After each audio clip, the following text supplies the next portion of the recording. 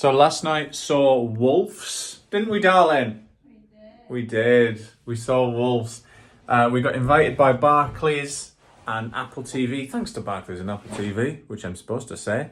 I was worried about whether being invited to something means you can't be honest about what you think about it. I think you can, but thankfully it's not going to be massively negative. But it's not massively positive either. So I think this is coming out on Apple TV today.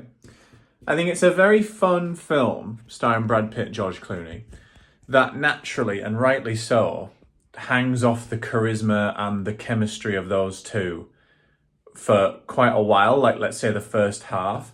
And the script is decent enough. The conceit is that they're both like fixers and they work alone, so they're thrust together to work together. And there's a lot of kind of like bro-ish banter of like, I don't know, pigeon chested, what do you call it?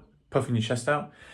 It's quite funny. The problem is that it didn't just keep it simple and just let them cook, because they are wondrous beings. They're wondrous beings to listen to, but they're also wondrous beings to look at. One of the first things I said to my darling fiance when it started was, George Clooney is a beautiful man, isn't he? And that's not to say Brad Pitt's not, because he is. But I just couldn't believe, because I think George Clooney's older than Brad Pitt. Alexa, how old is George Clooney? She's not answering. George Clooney. He is 63. And I would say Brad Pitt's in his 50s. I would say I don't need to look that up. But I'm gonna. Brad Pitt is 60? Brad Pitt looks worse than George Clooney, babe. Brad Pitt's 60 and George Clooney's 63. Wow. No, does that mean Brad Pitt looks better? Yeah, because I thought Brad Pitt was 53. Right, that means Brad Pitt looks better. Okay, well that... He doesn't look better than George Clooney, but he has aged slightly better. Because there's only 3 years difference. But I would look at George Clooney and think, yeah, that's a 60-year-old man. I honestly thought Brad Pitt was still in his 50s. But that's because you assumed he aged badly. Yeah, so it's almost like it's a reverse Double of... entendre. Yeah, it's a catch-22. Don't know what that means. Basically, they're both beautiful. And they're both funny and they're both really good at what they do. And so for the first half, you're just on with the ride and you're not really listening to what the plot is. You kind of get it. It's quite simple. And you're like, la, la, la. Then the second half comes and it gets really wrapped up in its own plot. Plot. Some like cameo characters that you kind of met in the first half suddenly become really important, but only by name in the second half. And so you're like trying to rack your brains, be like, who is that? And then who is this person? And it's like kind of not a road movie, but it's like one of those movies where they're going from stop to stop and there's a challenge. There's like something to tackle at every stop. Like they go to this club to pick up this thing and they go to this other place to pick up this thing. So it's quite like episodic. And at every single stage, you're kind of meeting someone who's significant, but also very, very throwaway.